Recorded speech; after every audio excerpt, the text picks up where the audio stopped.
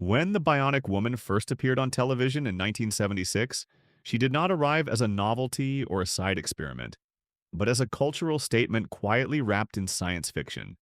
Audiences already knew the world she came from, yet what unfolded was something distinct, measured, and unexpectedly intimate.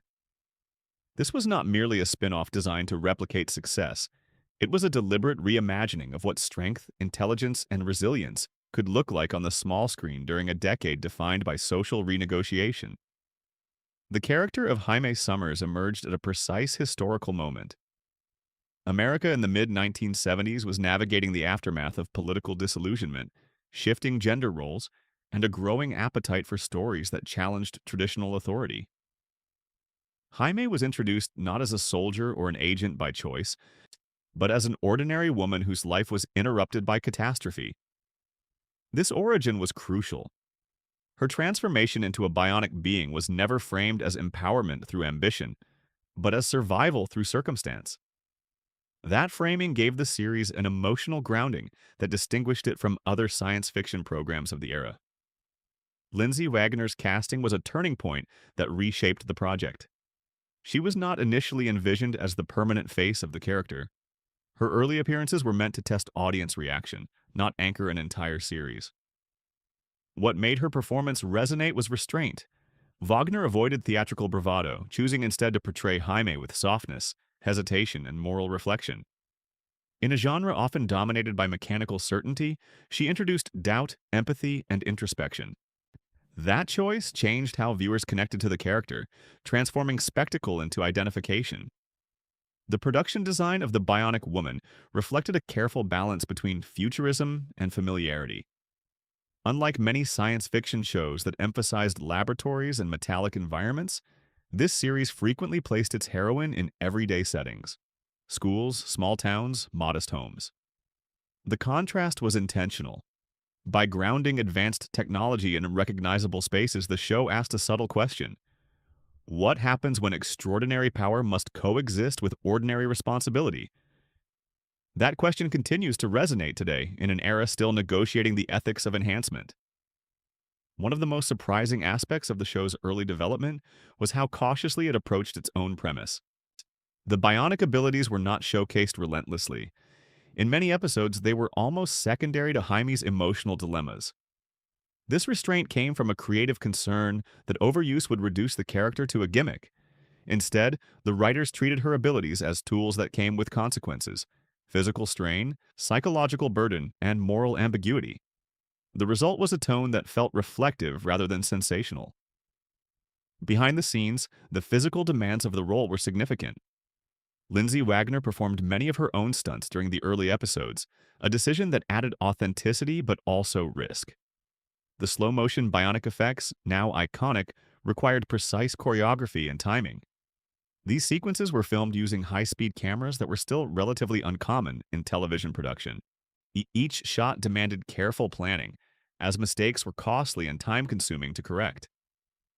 What appears effortless on screen was, in reality, the product of technical experimentation and patience. The sound design of the series also played a crucial role in shaping its identity. The distinctive bionic sound effects were not merely auditory cues, they were narrative signals. They marked moments when Jaime crossed the boundary between human limitation and technological intervention. Yet these sounds were used sparingly, reinforcing the idea that her power was exceptional, not routine. In today's television landscape, saturated with constant audio stimulation, this measured approach feels almost radical. Another lesser-known aspect of the series lies in its writing process. Scripts often went through extensive revisions to ensure Jaime's decisions felt ethically grounded. The show resisted easy answers. Missions frequently ended not with clear victories, but with unresolved questions about loyalty, autonomy, and sacrifice. This ambiguity allowed the series to engage mature audiences who were accustomed to complexity rather than simple moral binaries. The visual language of The Bionic Woman was equally deliberate. Cinematography favored close-ups and natural lighting, emphasizing emotional expression over technological display. Jaime's face was often the focal point, inviting viewers to read her thoughts and feelings. This intimacy fostered a sense of trust between character and audience, making her struggles feel personal rather than abstract. Reception to the series revealed an unexpected cultural divide. While many praised its progressive portrayal of a female protagonist, others expressed discomfort with a woman occupying a role traditionally reserved for male heroes. The show did not respond by softening its vision. Instead, it leaned into nuance, portraying Jaime not as invulnerable, but as thoughtful and principled. Her strength was defined not by dominance, but by restraint, a concept that challenged prevailing norms. As the first season unfolded, it became clear that the Bionic Woman was doing more than telling episodic stories. It was participating in a broader cultural conversation about identity, agency, and the cost of progress. By placing these themes within a familiar television format, the series reached audiences who might never have engaged with such questions in more overt forms. Yeah, this accessibility was one of its greatest achievements. Looking back today, the early episodes carry a quiet confidence that has aged remarkably well. They do not rush to impress. They take time to observe, to listen, to reflect. In doing so, they invite viewers not just to watch, but to consider. That reflective quality is the foundation upon which the rest of the series would build, setting the stage for deeper conflicts, greater risks, and more profound questions about what it truly means to be human in an age of machines. As the series settled into its rhythm, the Bionic Woman found itself at the center of an unusual balancing act, one shaped as much by network strategy as by creative ambition. ABC did not simply want a successful program, it wanted a cultural anchor capable of holding audiences across the week. To achieve this, the network positioned the show within a broader television ecosystem, carefully aligning its schedule with established hits. This decision quietly influenced narrative choices, pushing the series to remain accessible without diluting its introspective core. One of the most consequential developments during this period was the decision to deepen the connection between Jaime Sommers and the already popular world of the $6 Million Man. Crossovers were not treated as marketing stunts, but as narrative events that carried emotional weight. When characters crossed paths, the scripts emphasized shared history rather than spectacle. These episodes explored unresolved feelings, loyalty, and the uneasy overlap between personal affection and institutional control. For audiences, this continuity created the sense of a living universe rather than a collection of isolated adventures. The rating success that followed placed unexpected pressure on the production. Episodes were required to meet demanding schedules, often with little margin for delay. Writers and directors worked under tight deadlines, forcing creative solutions to practical limitations. Rather than escalating action endlessly, the series often turned inward, focusing on character-driven tension. But this approach preserved the show's identity while accommodating the realities of television production in the 1970s, when budgets were fixed and time was unforgiving. Costuming became a subtle narrative tool during these seasons.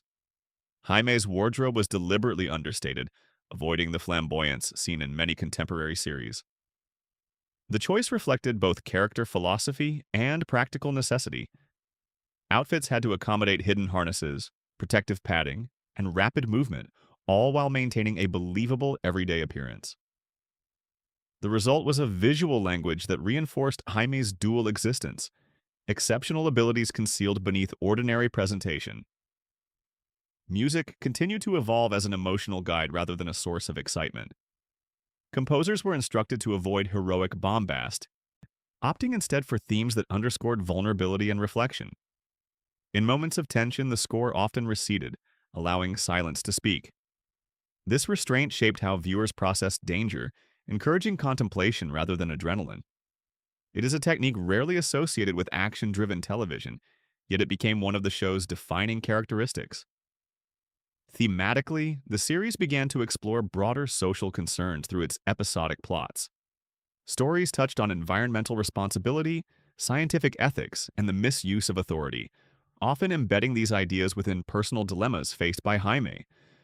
Rather than delivering overt messages, the narratives invited viewers to draw their own conclusions. This subtlety allowed the show to engage mature audiences without alienating younger viewers.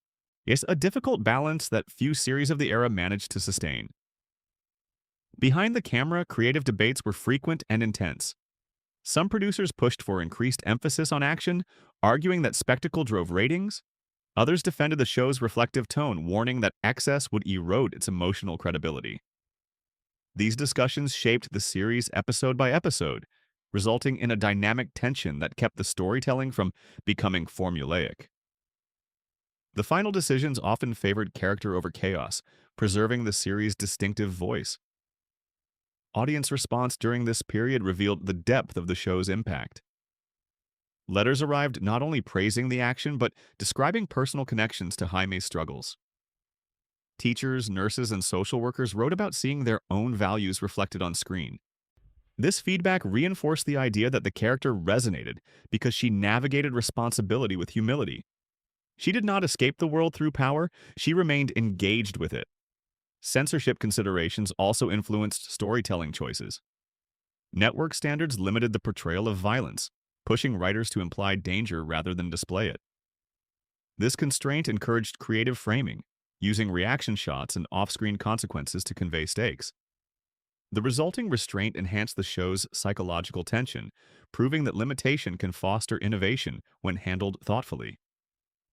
As the series progressed, its depiction of authority grew more complex. Government agencies were no longer portrayed as unequivocal protectors. Instead, they became ambiguous forces, capable of both support and exploitation.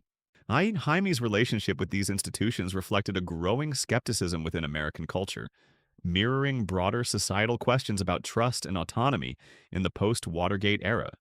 By the end of this middle phase, the Bionic Woman had established itself as more than a companion to another successful series. It had defined its own philosophical territory, one where power was inseparable from conscience. The groundwork laid during these episodes prepared the series for deeper exploration, setting the stage for stories that would challenge not only Jaime's physical limits, but her moral certainty as well. As the Bionic Woman entered its later phase, a subtle shift occurred in how the series understood its own legacy. What began as an exploration of adaptation and responsibility slowly became a meditation on limits, personal, technological, and institutional. The scripts grew quieter, more reflective, as if aware that spectacle alone could no longer sustain the story. Jaime Sommers was no longer being defined by what she could do, but by what she chose not to do, and that distinction marked a turning point in the series' identity. One of the most revealing developments during this period was the increasing attention paid to Jaime's inner life. Episodes lingered on moments of hesitation, fatigue, and emotional isolation. The narrative acknowledged that extraordinary capability did not grant immunity from loneliness. In fact, it often intensified it.